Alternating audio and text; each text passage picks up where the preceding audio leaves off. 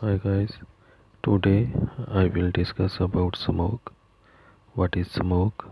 Symptoms of smoke, precautions of smoke. What is smoke?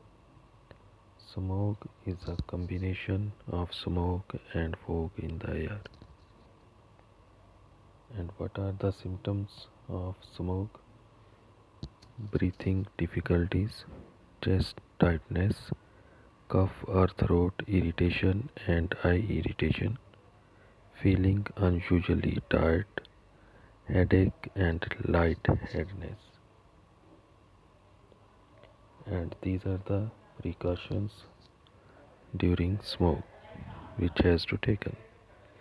Wear face mask while working outdoors.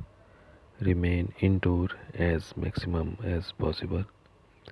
Always keep windows and doors closed. Avoid using cold fluids. Use fog lights on vehicles. Thank you.